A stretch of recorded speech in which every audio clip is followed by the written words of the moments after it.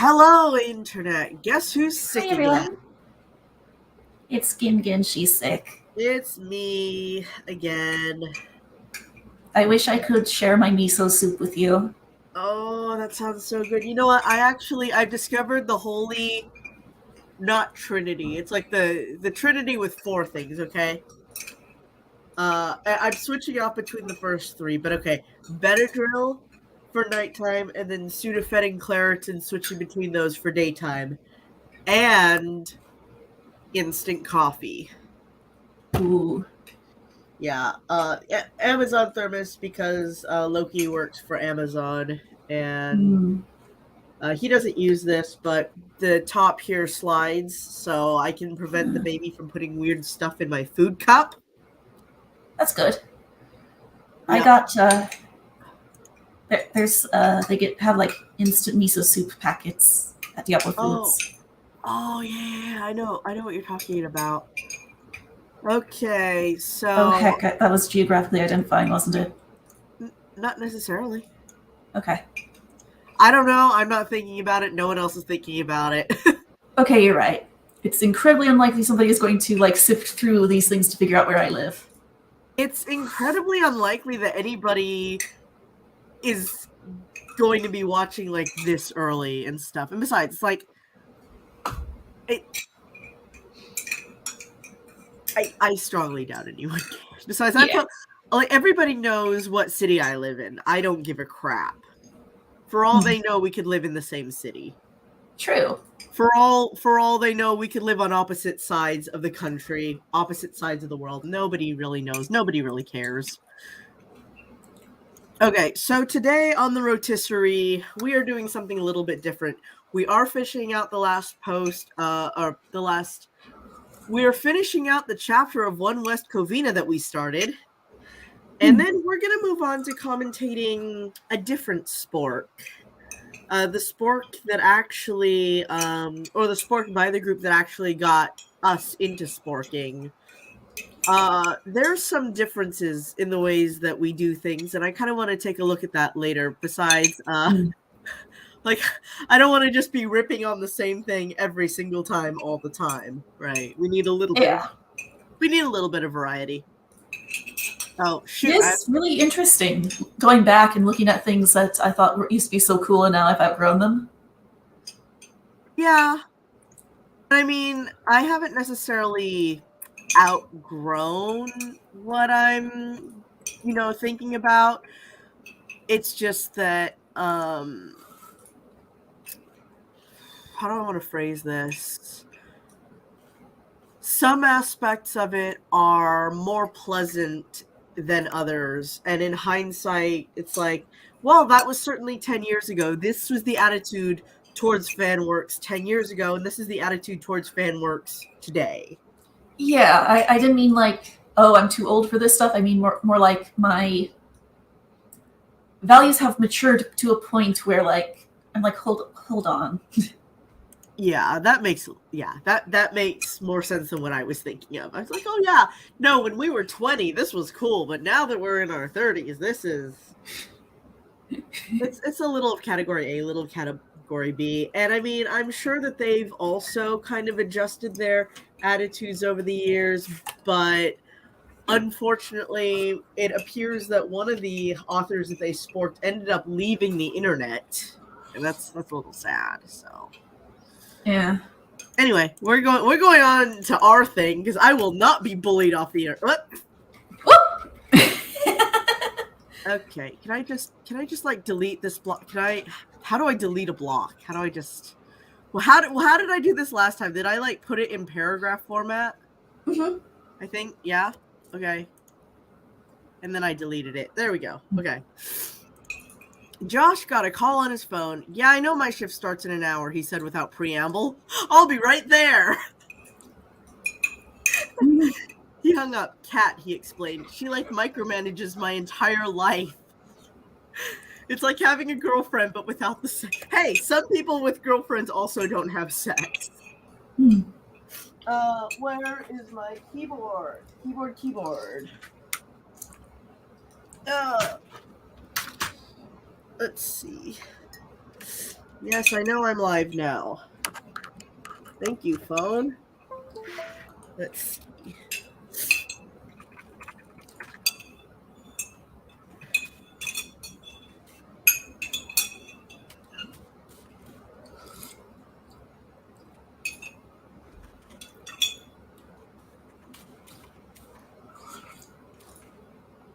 Nathaniel looked up at that. She's single? He asked casually. That's not what he said, but okay.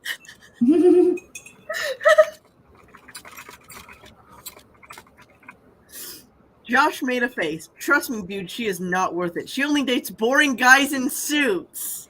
He says Like to the man Nathaniel? to Nathaniel who wears suit, who like is a boring guy in a suit, huh? Yeah, you mean like Nathaniel? You're saying? No offense. Yeah, he caught Yeah. it. No offense, man. Greg stared at Josh like he was dumber than a box of rocks. Greg has known Josh since kindergarten and should be used to it by now.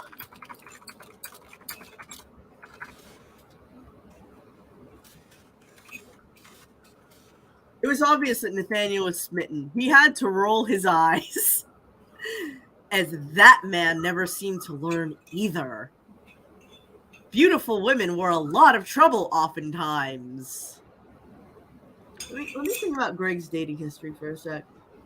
No, Greg's only issue in his dating history was he went after a girl who made it he went after a woman who made it very, very, very clear she was already preoccupied with another man who happened to be his best friend.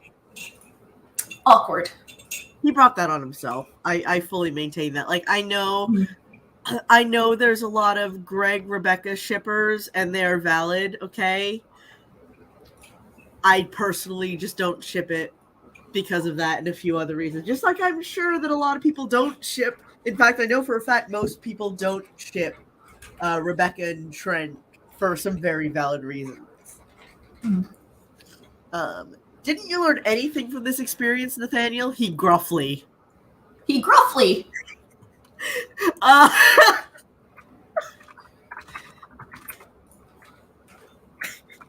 He gruffly.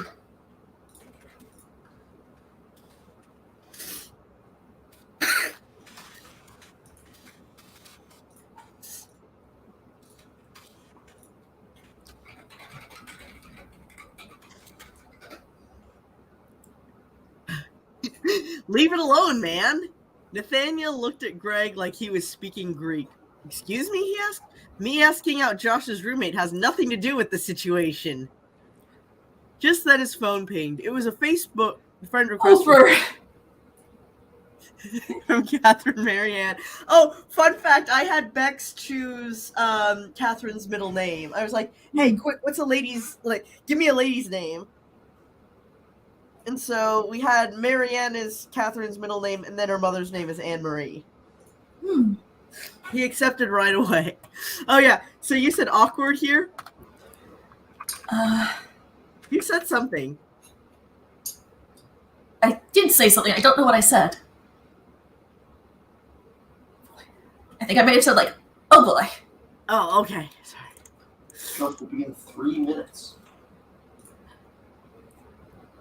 He accepted right away. What are you doing tomorrow? She'd PM'd him. He couldn't help the grin on his face as he wrote back, well, I'm going out with you. Yet another Cruel Intentions reference. Oh. Yeah, there's a scene where Sebastian and Annette are on the phone, and Annette says, well, what are you doing tomorrow? And Sebastian says, well, I'm going out with you. Greg just shook his head again. Nathaniel was a lost cause. And maybe next time he got into trouble, Greg would be sure to make himself scared. As smug as this attitude is, it is 100% in character for Greg. Alrighty. Huh? I said alrighty. This trouble with Trent, Nathaniel, and Rebecca was getting old. In fact, let me... Huh? Oh, go on. All right.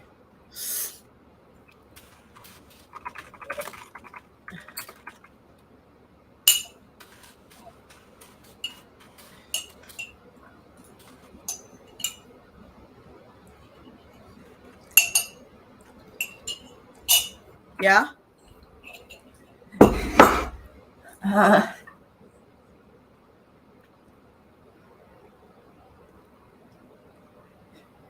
Sorry, Nate, your trauma's getting old. Oops.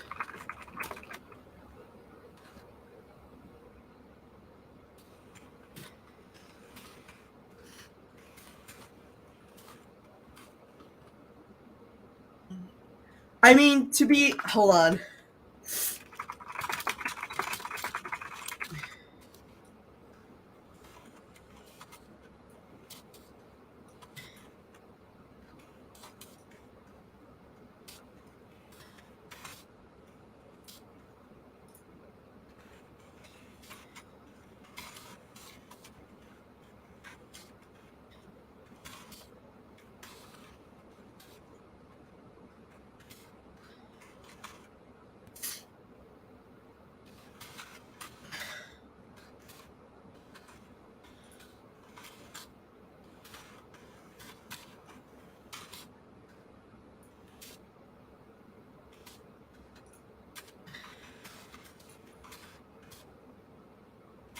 O8 Sino is up. Your temperature should be up. You're clear to jump to O8 tech.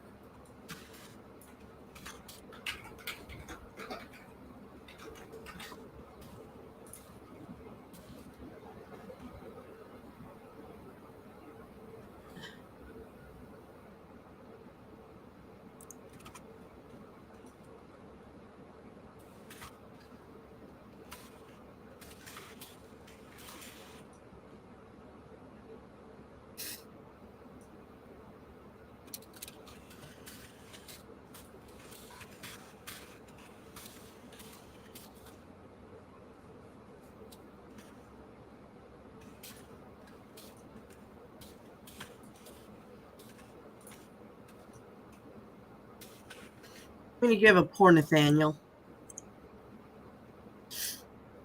Wasn't she also like?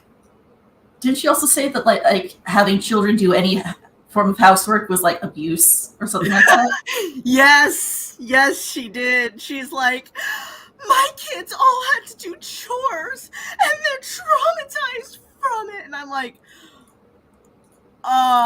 there's a huge difference between you're existing in my presence, go do the dishes, and sweetie, could you help mommy out? Mommy's not feeling so well. Would you mind washing the dishes? You're so good at dishes. Anyway, if you say so, man. But I warn you, all girls are trouble. Has he switched teams?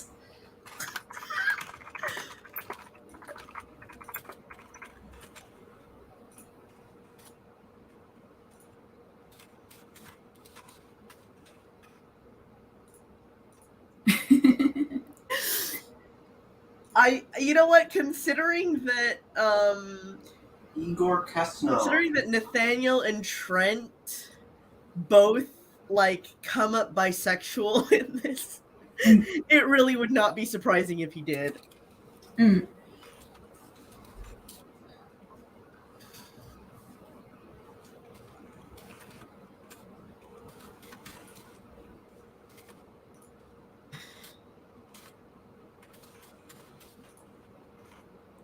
Even more so the beautiful ones. Mark my words, no good will come of this. That almost sounded like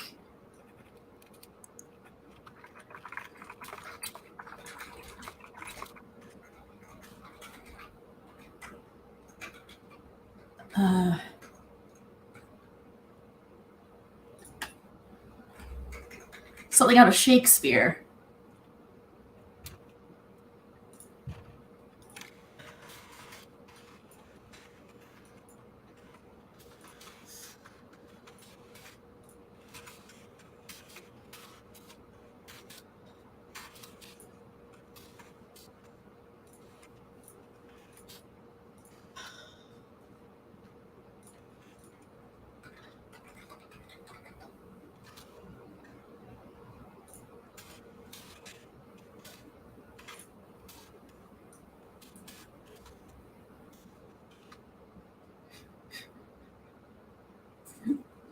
Magneto, are you? Of course, Magneto is not okay. Like, his entire character is centered around the fact that he's not okay. But well, if we wanted honesty, that's all who had to say. But no, he was partially down talking that guy's physical appearance. Because the man who had gotten duped by Mystique was a plain-looking man. And I don't and I mean like you know, just like an average dude. He was like maybe a little chubby, maybe a little like he wasn't a Hollywood hunk, basically. Right. And so it's like, particularly one who's interested in you. You know what? You know what I love? What I unironically love is in the Fantastic Beasts movie when you have this gorgeous woman, Queenie, falling in love with this average-looking man, Jacob. They are so adorable together. And he's shorter than she is. He's a little plump, you know. And yet, like, there's nothing that suggests that her love for him is strange. At least it's not as far as I can remember. That's good. Yeah. I meant the Shakespeare thing just because, like, suddenly, like, register shift, but even more so the beautiful ones. Mark my words, no good will come of this. It's not an iambic pentameter or anything, but I can kind of see Greg talking like that.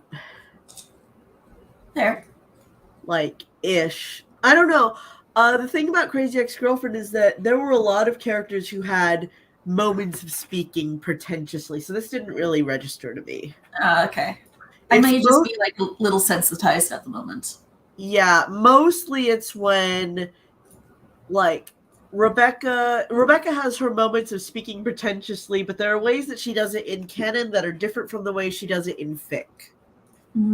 That's usually what I tend to point out, but okay.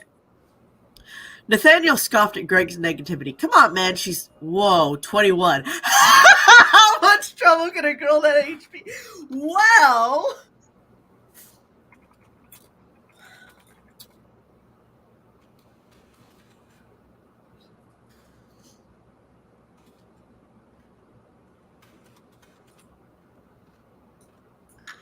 Whoops.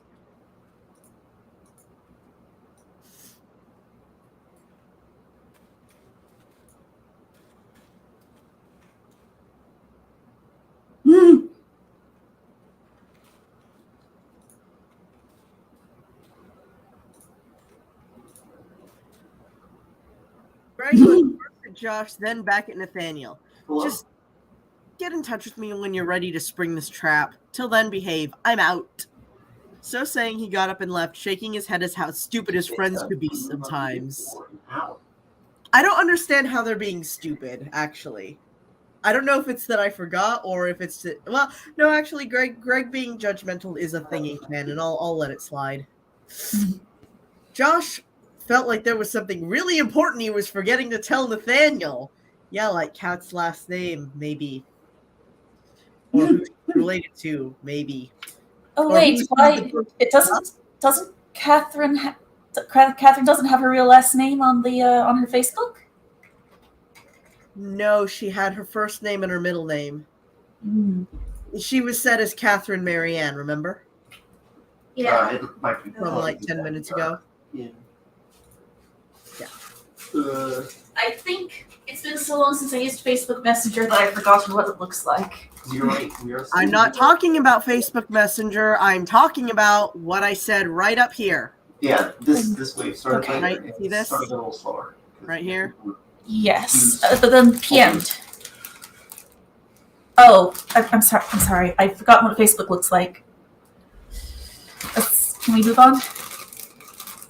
It doesn't matter what Facebook looks like. This is how she had her name set. Okay. You can have your middle name set as your last name. Oh, okay. If she had her last name, it would have been noted in the fic. Gotcha. Okay.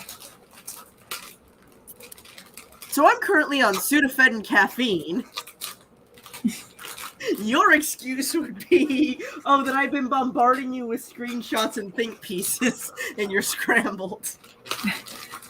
Okay, anyway, Greg looked first at Josh, then back at Nathaniel. Just blah, blah, blah, blah, blah. Okay, anyway. Josh felt like there was something really important he was forgetting to tell Nathaniel, but he couldn't put his finger on it. After sitting there with a confused look on his face for a few minutes, he too got up. I mean, that's painfully relatable.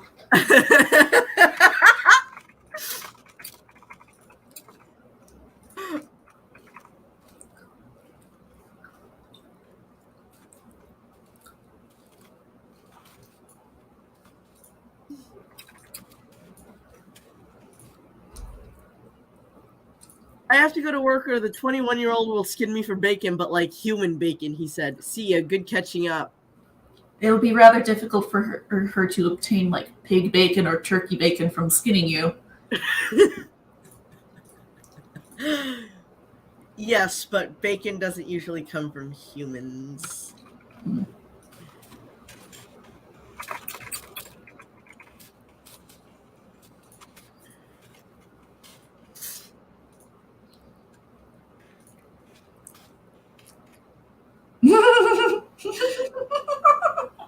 So Nathaniel decided it was time to go home too.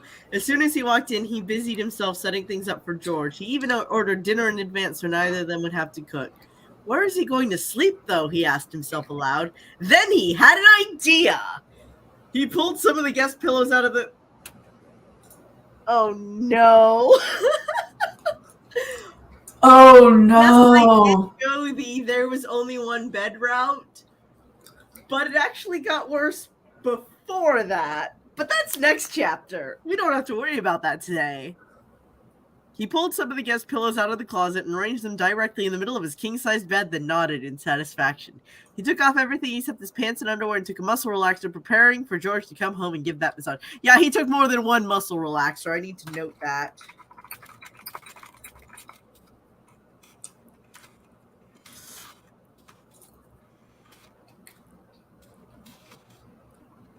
And technically what he took wasn't a muscle relaxer. Publish now. Visibility public. Oh, yeah. Will update. Please give me 10 Godry Voiwas.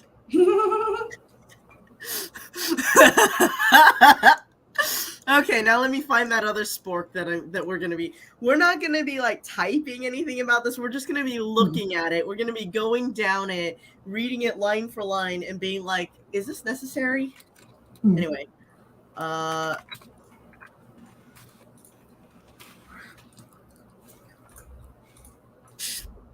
let's see. Oh, son of a bitch. Hold on, let me like go to my history. Okay. Yeah, I'll do that one. This page isn't working. Yes, it is. Yes, it is, Live Journal. Yes, it is. JFC. Okay, table of contents. Am I even logged? Yes, I'm logged into Live Journal. Okay. So, do we want to start from... Let's see. I'm wondering if we want to start from, like, the... Excuse me. If we want to start from, like, the first one, or, like, the one where I started having issue with how unkind they were being.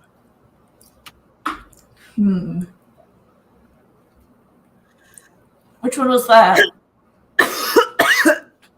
So, either the second or the third one was where I was starting to have some trouble.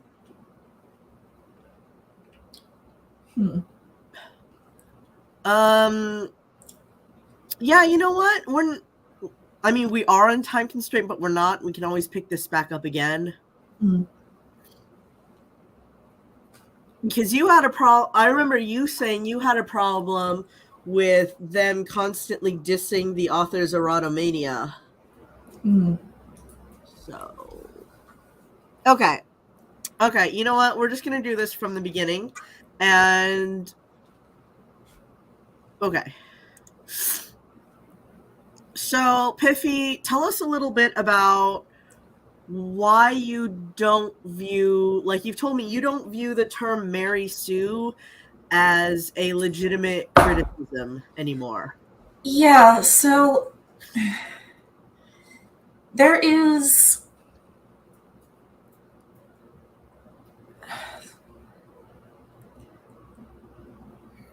basically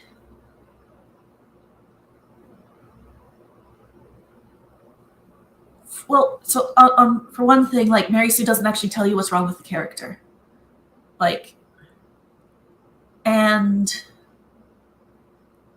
like something can be wrong with the character, like you know, other characters are acting out of character in order to shill them, but then you can just say, like, yeah, you have a character shilling problem.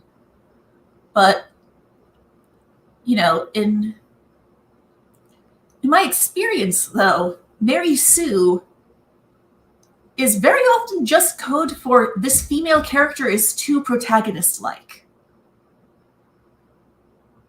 I've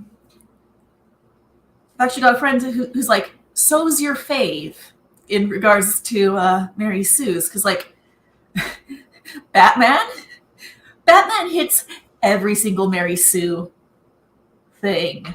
Oh, Batman is absolutely a Mary Sue, yeah. Yeah, and people don't bitch about that. That's half of what people like about him. I bitch about it.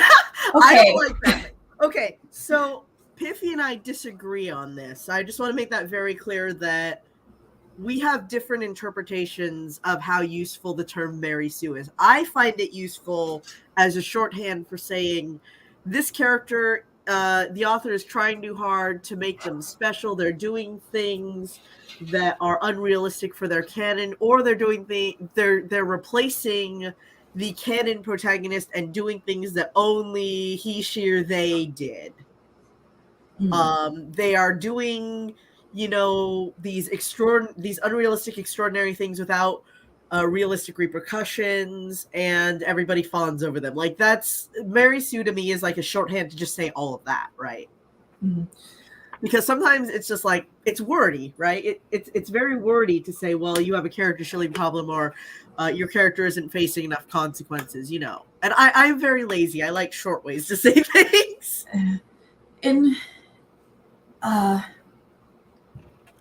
So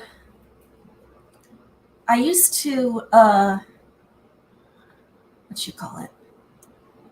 It's still up, even though the author has like put a note being like, yeah, I don't currently agree with this anymore, but there's this thing called the Mary Sue litmus test. But that's basically a how special your character is litmus test, and it felt like, well, yeah, to me, a protagonist is typically like, yes, this is the most special person in the story. They're the protagonist. And I feel like female characters get judged a lot more harshly for being important or special than male characters tend to. And then there's the link if anybody wants to. I'm putting it here. Oh, thank you. Yeah, if anybody wants to look that up, and in fact, I'm going to take this litmus test for every single one of my characters, and I'm going to post the results in their character albums on Facebook. Ooh. Because, like, so one of my characters referred to one of my co-writers' characters as a Mary Sue, just constantly. And then this writer referred to my favorite of my characters at the time as a Mary Sue. There was a lot wrong with that conversation, but I actually want to do the litmus test because it amuses me. Anyway, so let's just jump right in. I'm going to take this off. Let's just jump right in, and we're just going to start with 1-1 here. Salvation. I'm not sure if it's pronounced Gethsemane or Gethsemane, but I've been pronouncing it Gethsemane, so.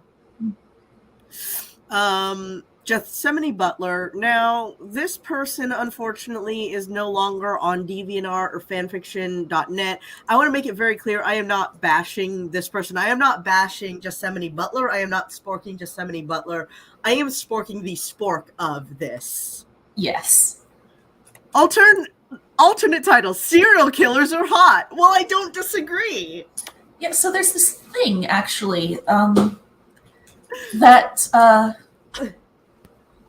I think I was talking about how, like, yes, this author has a specific power fantasy. Yes.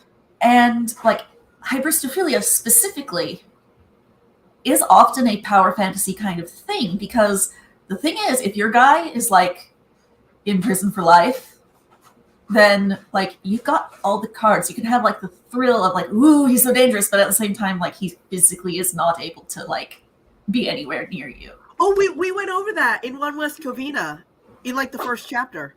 Ah. Yeah. So, honestly, I don't think, like, real-life serial killers are hot. But here's the thing about Sweeney Todd. He is fictional. Yeah. Also, you know, fictional characters are objects that exist for the gratification of real people. Exactly. So, it's the whole, like, serial killers are hot as a kind of, like, gotcha. No. It's like that one writing advice YouTuber who's like, oh, these are the worst tropes. These relationships in fiction aren't healthy. Oh, I haven't watched that video yet. She has way too many. Lydia sent that to me, and then I sent it to you. It's still in my watch list. But the reason she sent it to me was because several of those tropes are, like, coming up again and again in stories that we were consuming. Mm-hmm. And she wanted us to have a giggle over it. Over, like, what we specifically were experiencing, and not, like, saying universally these are bad, you know? Yeah. I think that lady also, like, rags on, like, furries and, like, werewolf enthusiasts. Like, ew, that's basically bestiality. It's like, no, it's not. Listen, no, my dude, I don't literally want to fuck a wolf, okay? Yeah. Anyway, when Tim Burton announced that he would be directing a movie adaptation of Sweeney Todd, the Demon Barber of Fleet Street, and his pick for the titular character would be his husband, strike-through perennial favorite Johnny Depp, I knew there would be Sues. Oh, you mean women are attracted to Johnny Depp and are sometimes write down their sexual fantasies about one of the most lusted after men in the entire English world? Oh my god, I had no idea. Yeah. Johnny Depp is attractive? Right? Get out of here.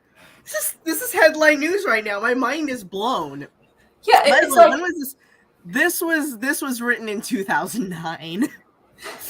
Yeah, like yeah. It's like, yes, this fan fiction exists solely for the author's own gratification, and that's okay. The only audience that you need to be writing your fan fiction for is yourself. Unless you're planning to publish it as a novel with the serial numbers filed off, and then you need to write for your sister/editor as well. Well, true enough. How could you not think there would be? How could I not think? That's a little ableist. I have brain damage, you know. Yeah, so like, here, Sue's. That just means character who is being written specifically to get into Johnny Depp as Sweeney Todd's pants. Like, that's a bad thing. I have a friend on Facebook who has Johnny Depp as a face claim for one of her, like, I can't tell if he's supposed to be a protagonist or an antagonist, actually. But it is universally, like, within our friend group, it is universally agreed upon that character is hot. Right. So I think, like, every time Mervyn uses the word Sue, I think we should examine what Mervyn means when she's saying it. Okay. And I think in this case, she means this is a character who is designed to get into this other character's pants because that's a fantasy the author has. So here's the thing. Okay, so another The character that my Nathaniel referred to as a Sue is my friend and co-writer Bex's original character, Freya, who's a character created to get into Richard Coyle as Faustus Blackwood's pants. That's not why Nathaniel thinks she's a Sue. No. So in this case, Smurvy means a wish fulfillment character. I love wish fulfillment characters. My Me wish too. fulfillment characters never get sick, are functionally immortal, have a harem and or reverse harem of gorgeous people, have a large, close-knit group of friends they can hang out with every day, and aren't allergic to chili oil. Wish fulfillment characters are awesome! Yeah, like I tend to have like, I'm a reverse escapist, so I have like reverse wish fulfillment. Basically, I write characters I would never want to be, and it makes me feel better about like myself. Schadenfreude. Yeah. You know, it's like, well, at least I don't live there. However, the Sues themselves were slow to emerge as the film had a somewhat limited release. Ha, joke's on you, it's streaming on Peacock. And or Prime, and or whatever the fuck else streaming service I have that's currently streaming it. Anytime I want to watch it, I can always find something that's streaming it. For a time, I was tentatively hoping that maybe very few would show up. Well, for a time, I was tentatively hoping maybe stay the fuck off fanfiction sites if you don't want to see it. Yeah. I'm sorry. Das Sporking is very anti don't like, don't read. However, I am pro don't like, don't read because if I read... Okay, so here's the thing is I spork things for fun. I spork it because I find it amusing. Okay? Yeah. But if there's something I genuinely don't like and genuinely don't want to read, I just put it down. Yeah. Like, I complain about Eden a lot, but I'm actually having a lot of fun because I'm interacting with my sister. Oh my gosh, Eden. Yeah, I read it and then I was like, okay, yeah, I'm definitely going to reread this with my sister and go through it line by line and point out every single thing that I have an opinion on, which is everything. Right. But then meanwhile, oh god, what was something that I legitimately could not finish? No, I sat through Chilling Adventures. Although I should do no, I don't know. I'm tempted to do a Segan reacts to that. Just because my old commentary got like jumbled in that Facebook didn't save my messages in chronological order. Oh, that sucks. Yeah, so I would have to like go back through it. Although now I know that it isn't accurate to the thing that is against my religion. It is offensive to both the religion it is portraying and mine, and possibly everybody else's as well. And it's so... The way that it's executed, you can't really take anything seriously enough to get offended at it after a point. So... Let's see, that doesn't really count. Oh, there was a book that I actually really enjoyed up until the epilogue. I had to DNF it at the epilogue because they named their child my dead name, which was actually, in context, it was appropriate given the given their class and given the profession of the titular character. Like, it was fitting that she would name her daughter that. But I was like, ooh, I cannot read this without cringing DNF. But I wasn't like going online saying, oh my god, this book is, this book fucked up so badly at the end, And I wasn't like flaming the... We'll get to all of that. But anyway. But yeah, I'm never going to tell somebody, if you don't like One West Covina, don't read it. Because there's also a camp of people who are like, well, how am I going to know I don't like it if I don't read it? But... I mean, I always kind of assumed that part of don't like, don't read is the X button is always there. It is. It's like, if you start reading something and you don't like it, nobody is holding a insert weapon of choice to your head forcing you to finish. Yeah. You can always, if you genuinely dislike this, please stop wasting your own time and do something else, which I see everybody has done because there are no viewers. Good job. Good job. You're all doing exactly what I would want you to do. Anyway. But I should have known better. After all, he's a brooding, vengeful psychopath who can always be changed for the better by a good woman, right? We get it, Mervyn. You hate this particular power fantasy because it does not appeal to you. So can Faustus, apparently. So it was no surprise when I checked the pit and found this waiting for me. This right here was the very first Mary Sue to ever grace the fandom. We'll get into what she means by Mary Sue as we go along. Yeah. Okay, and it's probably one of the worst, mostly because this author is the biggest, most arrogant and full of herself soother this side of the Atlantic. Okay, how though? We'll probably get into that, but I mean, I'm halfway through the sport. No, actually, no. I am 99% through the sport of Sins of the Father, and I don't really see that. Like, I see that, okay, well, she has a kind of a pretentious persona. There's some things that she has in common with other people that I've written with that kind of rub me the wrong way, but I can give her the benefit of the doubt and just be like, oh, you know, this rubs me the wrong way because I've had bad experiences with somebody who also did this. Not this is just universally bad. Yeah, and like it's really easy to accidentally write a selfish character. Because if you're just not really thinking about it, it's like, well... We say, like, 13, 14 chapters into One West Covina where we're bagging on Rebecca for being selfish. You're right. You're right. Although, canonically, she was selfish, just in a very different way. I'm ragging on her for being selfish in an out-of-character way.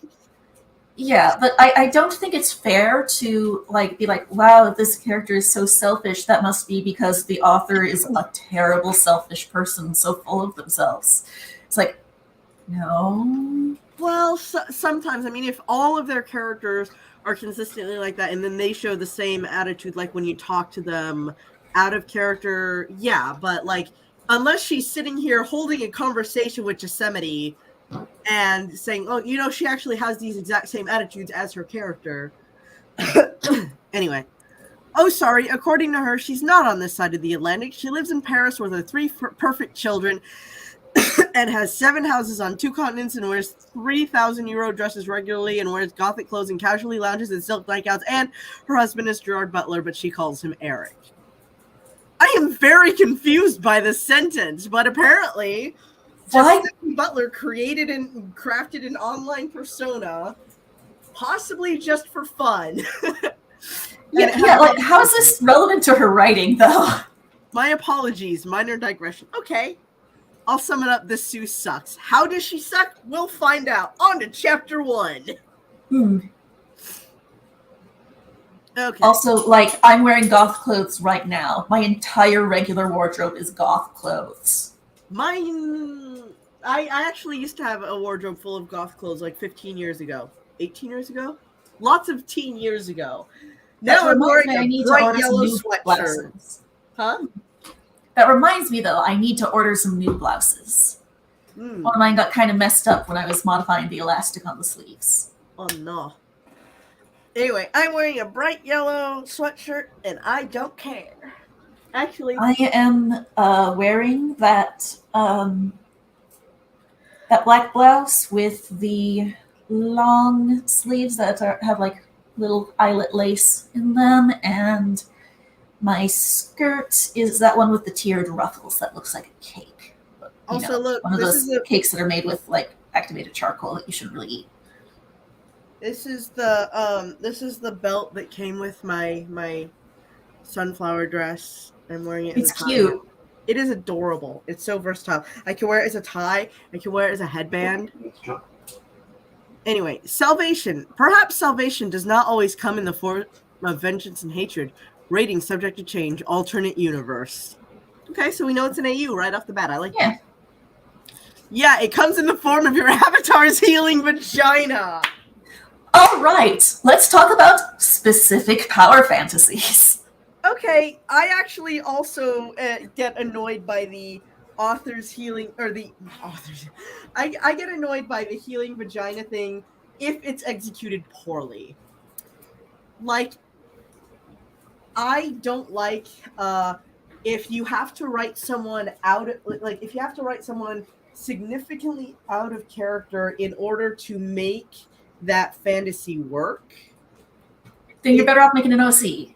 You're better off just writing original characters and like having, like, for instance, one thing I did with with Faustus in a solo that I wrote, I changed his name from Faustus Blackwood to Alphonse Tenebroso. And he's like the same person. He also is the headmaster of an academy for the dark arts, but he has a different name. Yeah, and like, he could be as out of character as I want him to be. Oh, same thing with Sebastian. Sebastian was initially heavily based on Sebastian Valmont from Cruel Intentions, but I changed his last name, and he is very much an OC. Yeah. And like, I've got OCs that were originally fandom based, but then I decided to just like make a plain verse of them. Mm-hmm. And then the plain verse became the main verse. Oh, and we bag on Akumayani so hard for not being an OC. Yeah, like, this character, I feel like this character is an OC wearing canon skin is actually a different criticism than this OC that admits it's an OC has a magic healing vagina. It's like, yeah, this OC is an OC who has a magic healing vagina. Sweeney Todd is extremely out of character. I will give him that, but like, there's some things that I personally can make allowances for. Anyway, let's continue. Chapter 1. I would hear of those of well-to-do and upstanding families quipped that there was no place like London. So you open up the fic with the Suthor quoting one of Sweeney's songs. Lovely. Yes. Yes, yeah. I did the same thing in One West Covina. I put in little inside jokes from Crazy Ex-Girlfriend to ground the audience, to like let them know, this is what this is a fanfic of. And of course, these are all things I'm going to have to change in the rewrites, but yeah, like, this kind of thing, it sets the tone. But there's one more thing though that I wanted to say, which is I feel like it's important that the problem is being misidentified. Okay. Like, the problem is not like this character fulfills a certain power fantasy. The problem is this other character is not acting like the character they say they are. Like, that's not a problem with the OC. That's a problem with the quote-unquote canon. Good point.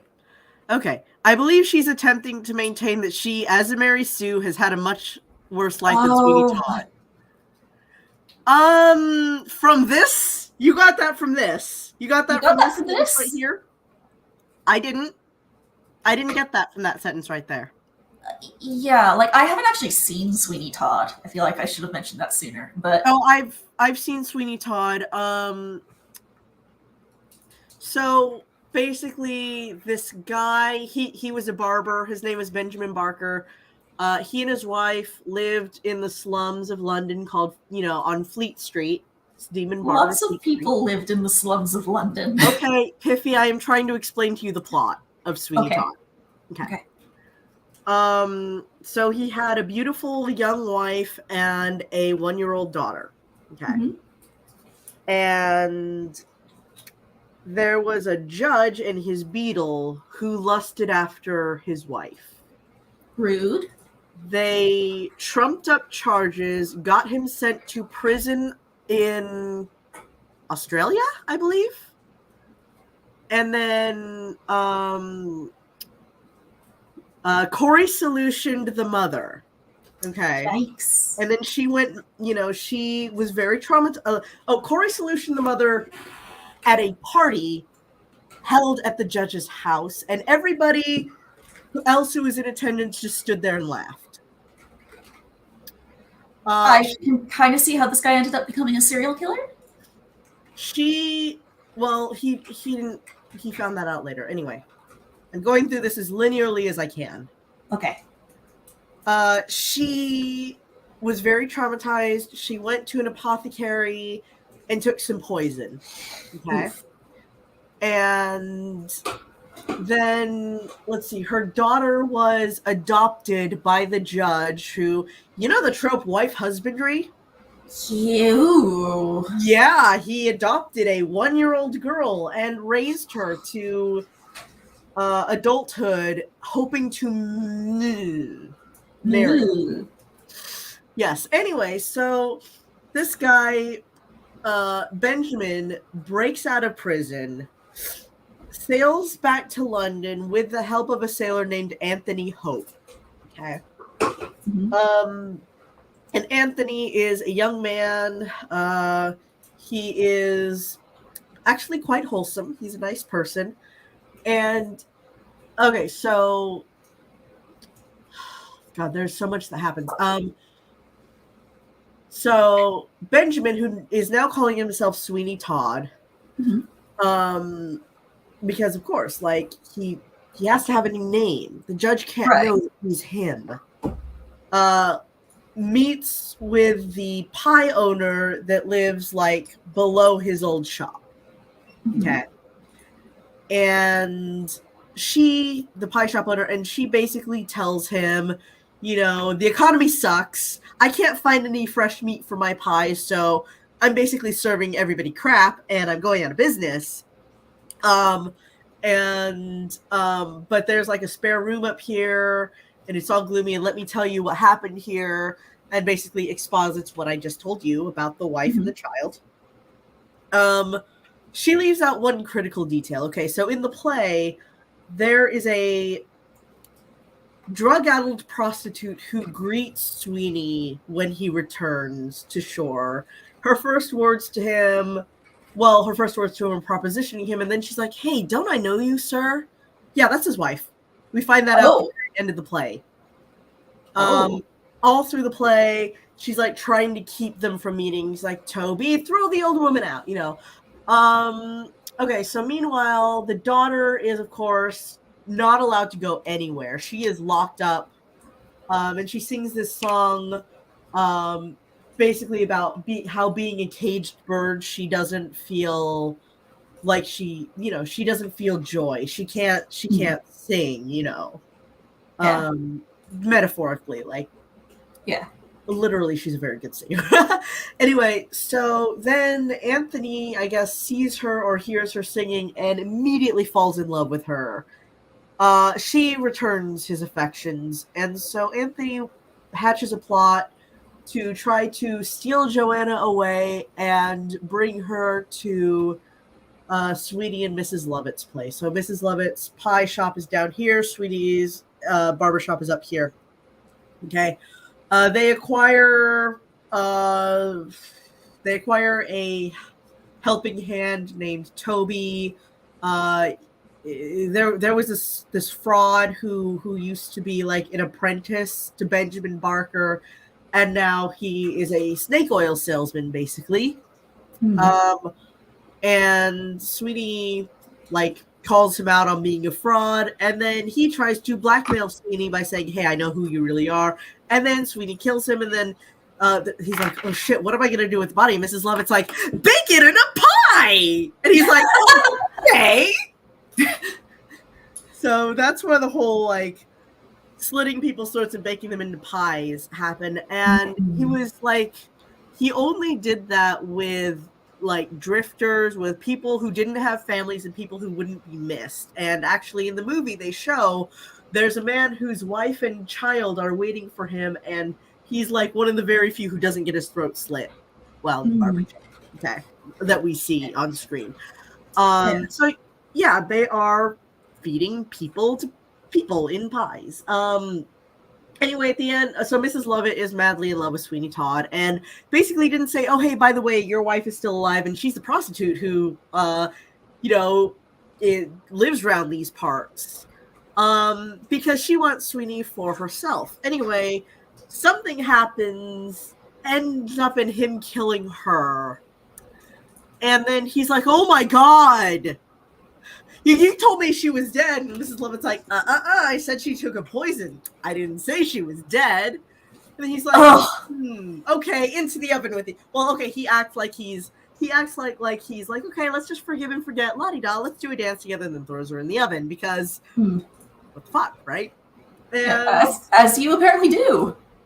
Yeah, so Toby had been like abused by the fraud / former apprentice, and because Mrs. Lovett is the one who saved him, he grows very attached to her, and he sees that Sweeney has killed her, and then he kills Sweeney, but Sweeney is like, okay, let me die.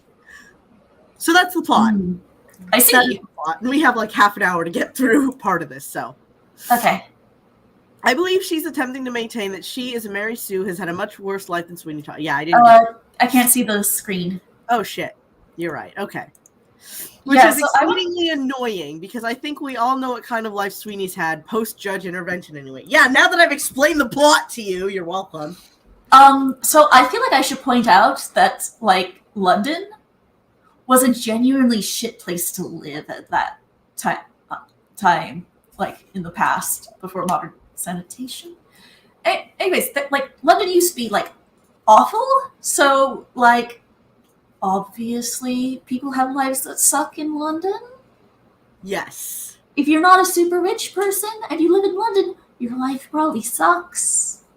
It's not Yeah. Okay. I surmised it true. Well, that's that, I suppose. Here, let me try.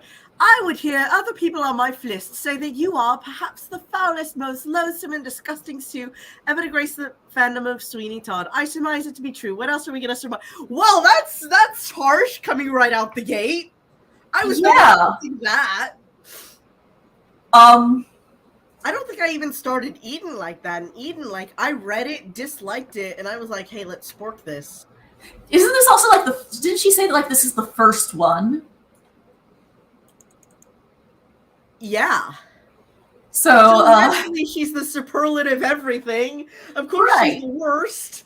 She's the first one there. But I think she means like there were more after this, but even like the others she read after this didn't bug her as much as Victoria. So okay, but like I surmise it true. It's just like fancy talk for like I'll have to take their word for it.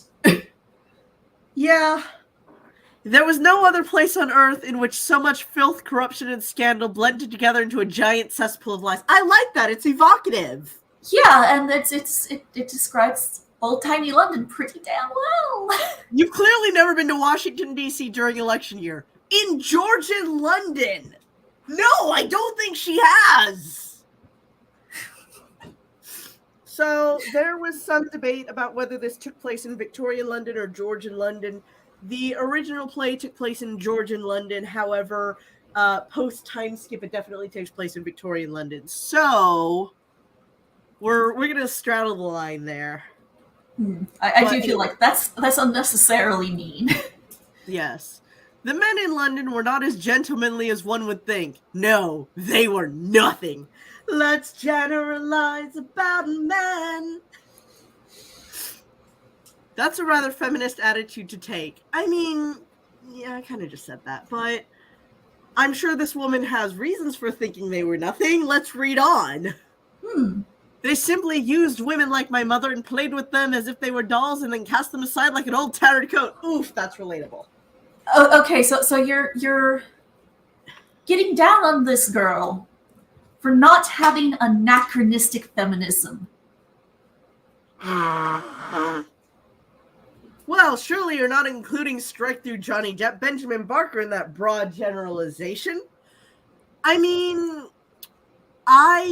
this is very relatable for me. I have had this experience multiple times in my life, so I cannot get down on her for that. And even if I was going to say, like, yeah, most men are like that, but not Hugh Jackman in my, like, OC/Wolverine fic, like, so what? So, and again, like, Mervyn here is talking about somebody lusting after Johnny Depp like that's a character flaw? I was not born into a wealthy family. Poor equals angst. Well, yeah. Yeah, you know what? There are a lot of issues that come with poverty. Yeah. I'm not going to bring this to a screeching halt to describe them and how they've impacted my life. But yeah, poor equals angst. That, you know what? That's legitimate. That's not even. Yeah. That's not even a. That's a legitimate thing. Yeah. Also, it's like, oh yes, this Mary Sue, she is so special because she is impoverished and bad things have happened to her. She's so a poor. She's a poor woman who lived in London. Oh no, she's clearly the most tragic of. Akuma, play Despacito. Right? On the world's like, tiniest violin. Yeah, no. My family consisted of simply red. I don't understand that reference. Anyway, I don't understand either. My mother and the other women with whom we were on good terms in a brothel in the red light district. Prostitutes at that time were all but meant to be used as if they were dolls and cast aside, as you so eloquently put it. Actually being used and cast aside is basically what a prostitute does. Wait. Okay, hold on. What? So, she is criticizing this character for having opinions about men that are consistent with being the daughter of a prostitute in Victorian London. When you put it like that. Also, I do think that it's legitimate that, yes, prostitutes were meant to be used as if they were dolls and cast aside, but the daughter of a prostitute might not see it that way. Also, like, the implication that's like, oh, yeah, that's just how it was, means, like, you don't get to be upset about it. It's like, it's like, oh, my mother was treated so badly. Like, yeah, being treated badly is what she's for. That's her job. Like, yikes.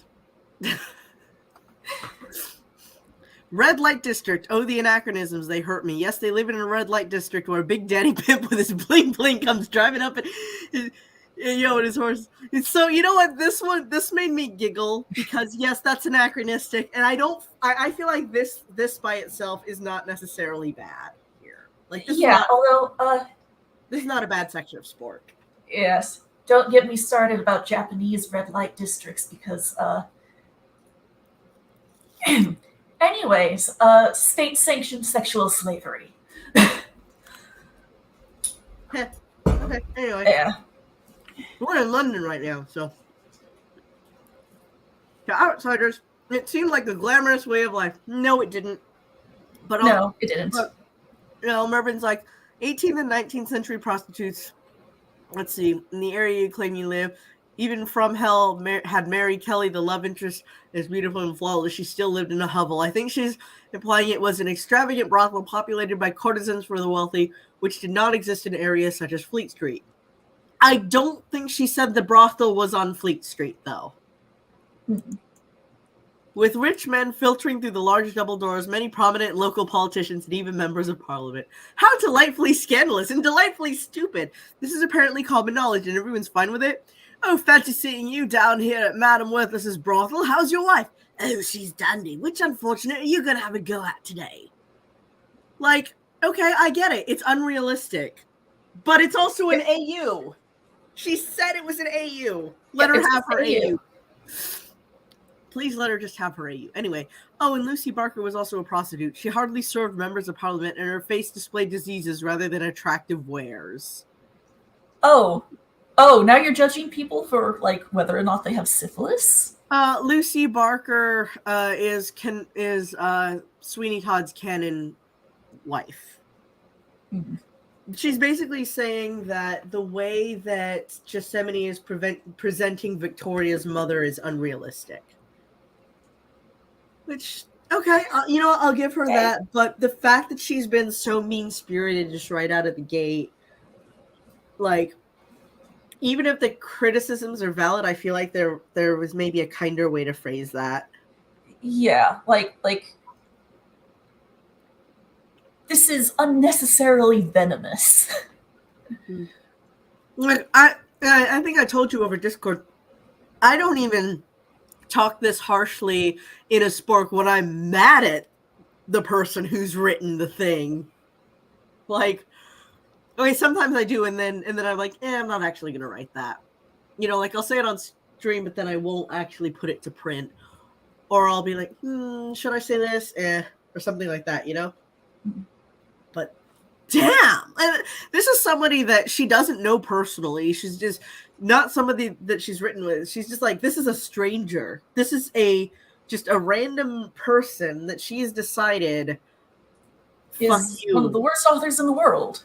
Yeah. Okay. So we have both had interaction with Mervyn, by the way, before y'all accuse us of doing the same thing. Oh yeah, she like gave me like an official warning for talking about my experiences in the Church of Latter-day Saints, which you grew up in. Which I grew up in, but apparently my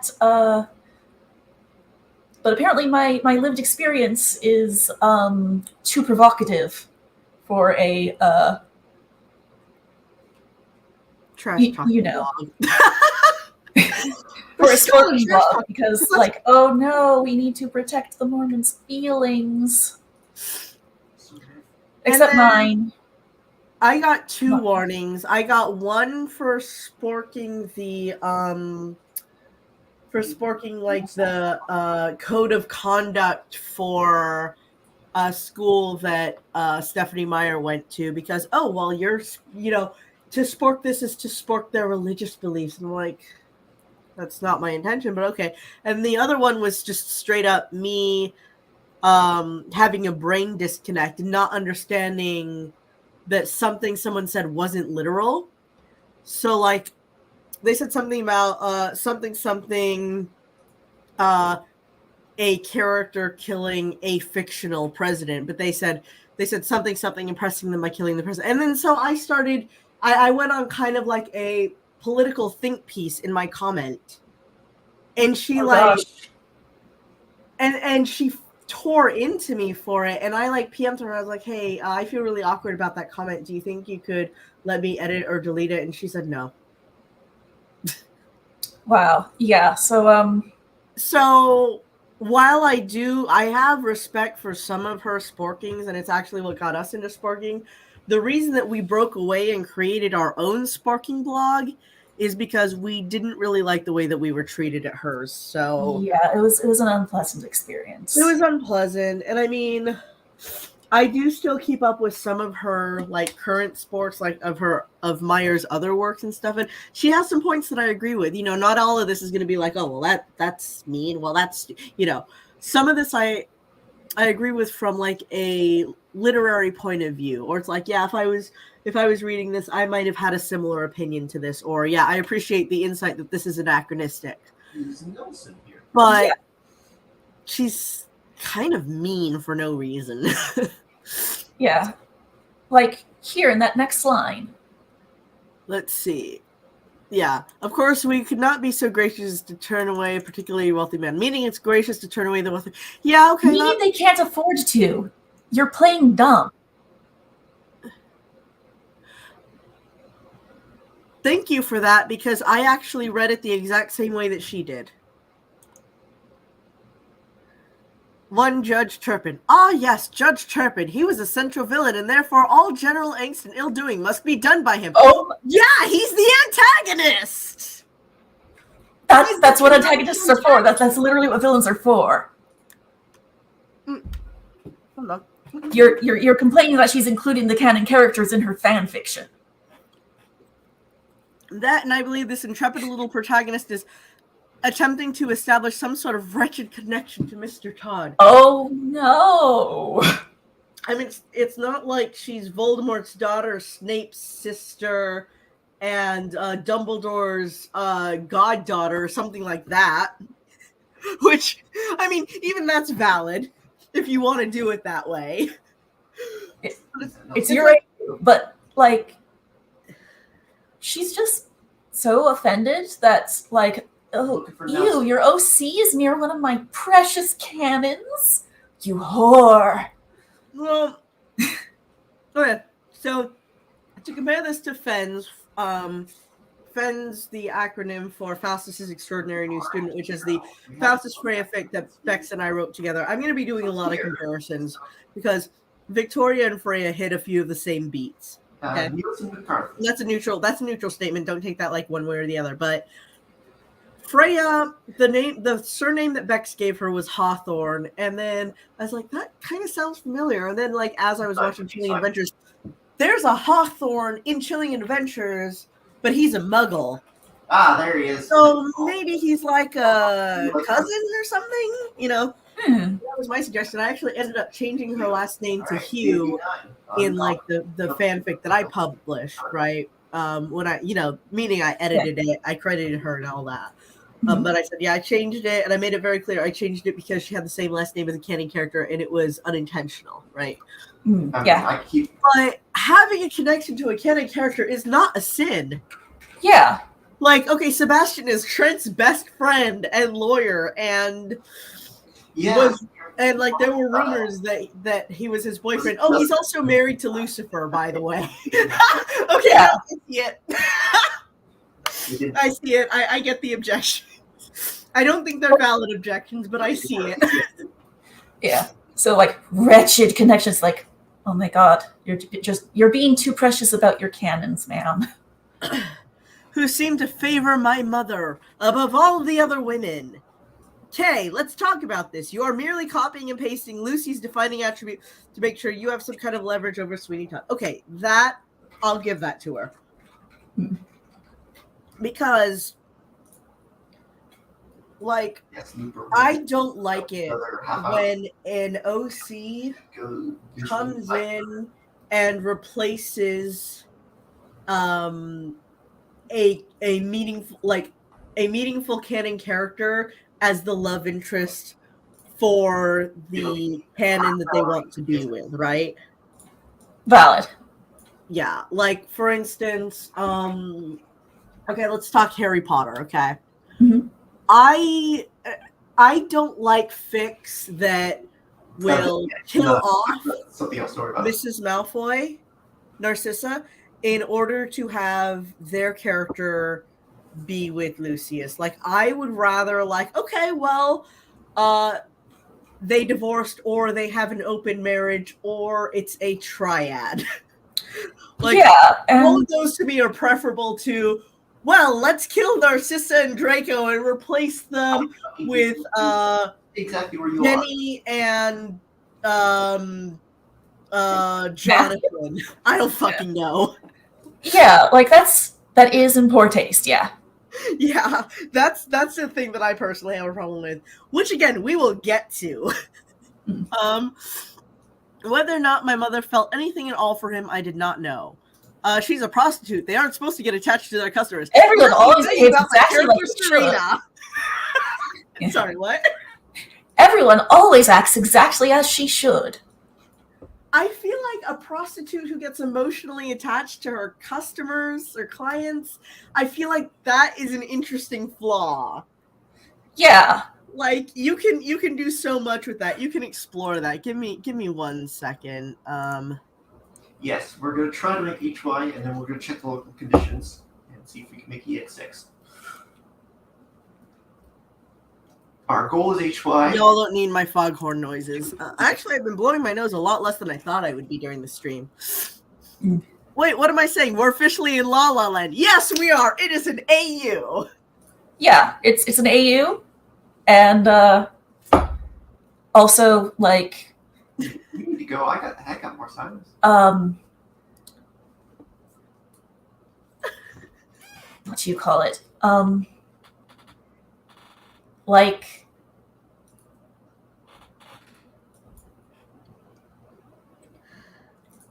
if somebody is a repeat customer, it makes sense to form a rapport with them. Yes, and also human beings get attached to other human beings sometimes. Yeah, it's like we have emotions and aren't robots. Prostitutes aren't allowed to have emotions. What are you talking about? Oh, you're right. They're just there to scroll back up. Badly by their customers. Yeah. That's what they're for. I don't understand why they'd be so upset about it. And in that particular country, anything is possible. Yes, I like that. Especially if it's utterly ridiculous. You got it. Hey! Yeah. Although my version of Los Angeles is also very much La La Land. Because I know dick about Los Angeles, except what I've seen in various TV shows that take place there. I'm from Northern California, not Southern California.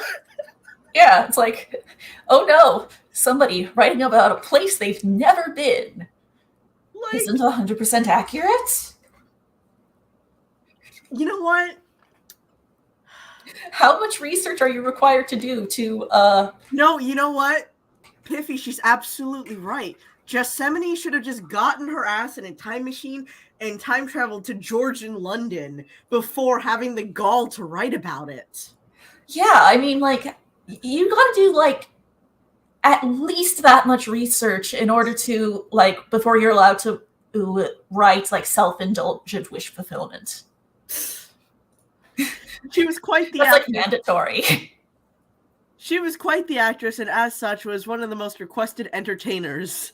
I hear the way she juggles is just charming. No, you know what? I want to see a juggling prostitute. Yes, I want to see a juggling prostitute in Georgian London. That actually sounds really interesting. I want to hear more about her life.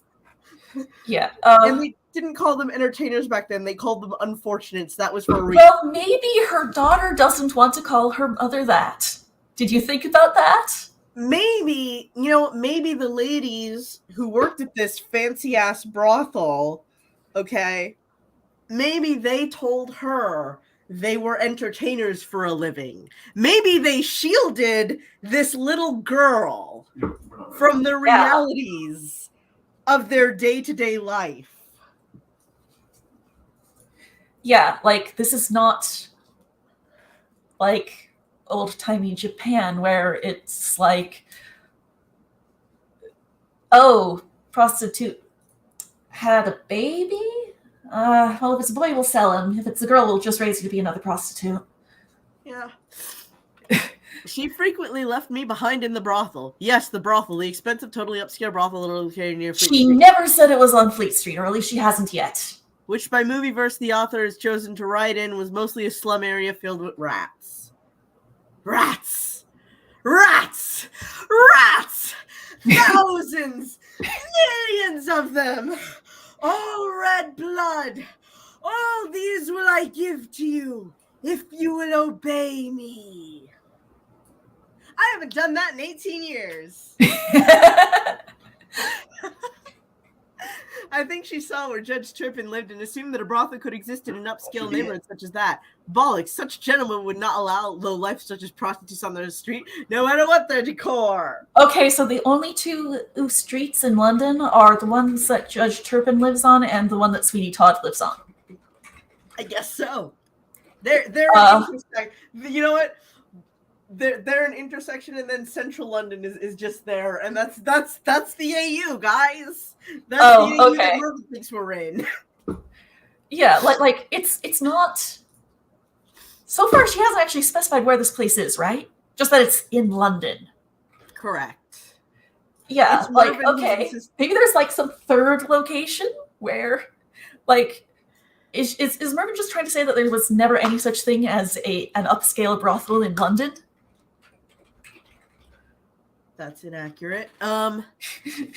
When she went out on what she called calls of business, thinking that I was too young to understand what it was she was doing. Oh, how nice. She makes house calls. Why wouldn't she make house calls? Yeah, like...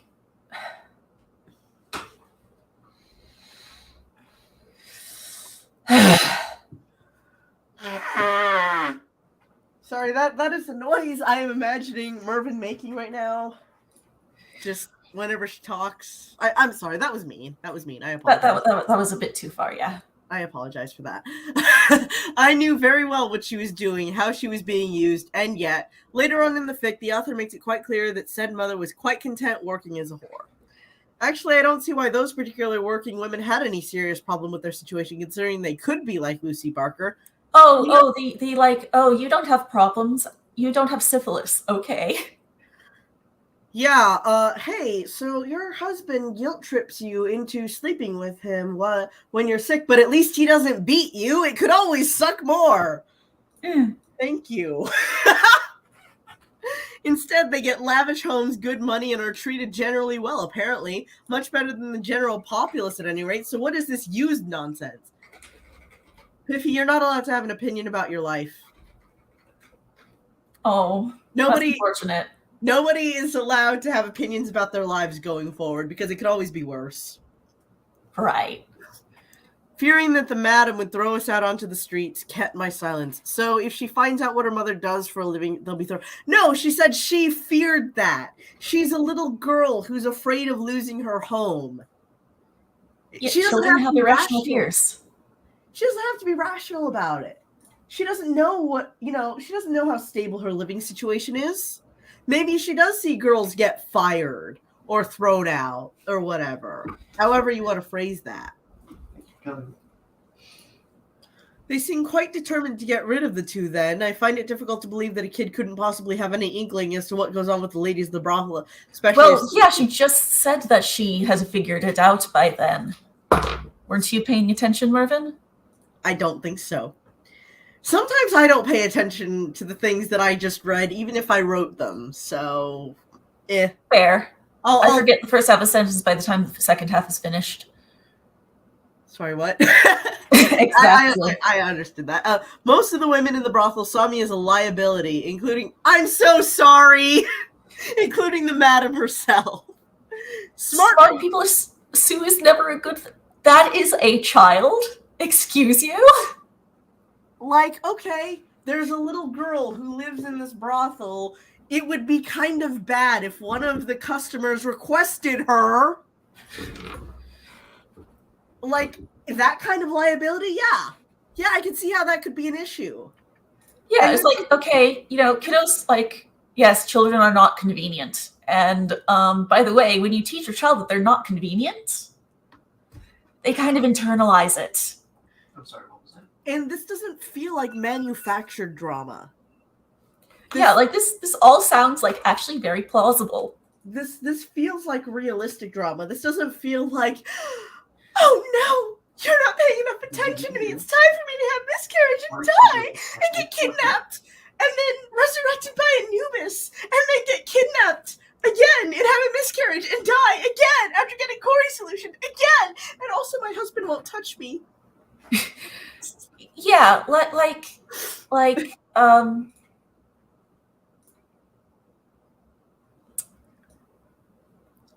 do you call it?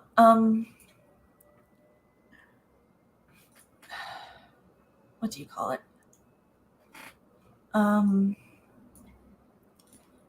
Yeah, like it sounds like Mervyn is just offended that there is angst at all, and that this character doesn't live a happy, fluffy life. But if she lived a happy, fluffy life in Georgian Britain, I have a feeling that would be taken as a sin as well.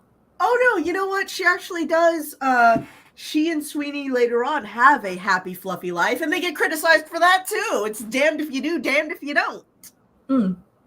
Anyway, it is a well-known fact, even to me, that the women had practiced upon my mother various herbs the moment they discovered her pregnancy. Yes. Sometimes pregnancy can interfere with doing your job if your job is to have sex for a living. This also, I think Ruben's playing dumb here again.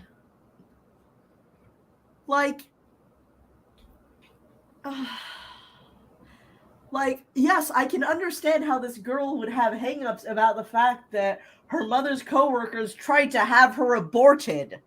Yeah. I would have issues with that too. My dad, when I was pregnant, told me this wonderful story he could have kept to himself for the rest of my life about how he had to come racing home because my mother was going to kill me. Yikes. Okay, my mother left when I was 2, which means I was 2 or younger when this happened. This is a story my dad could have kept to himself to the grave. I never needed to know that. I especially did not need to know this when I was 29 years old, pregnant, with what actually was my first successful pregnancy after multiple failed ones, okay? And already, having issues about whether or not I would be, physically okay, mentally, and I can understand how Victoria would have some issues. Yeah. And who the hell told her that, oh, by the way, when your mom was pregnant, we tried to get her to get rid of you. Yeah, it's like, of course this kid is worried about being thrown out of her home. Yeah. Everyone around her makes it clear that they don't want her to be there. Come, These are stupid. Thank you for pointing it out. Oh, God. See, I do this too, but I feel like that this is unnecessary considering how mean she's been already. Yeah. It's not... Yeah. This doesn't feel like a joke, is the thing. Like, we make stupid jokes all the time when we spork.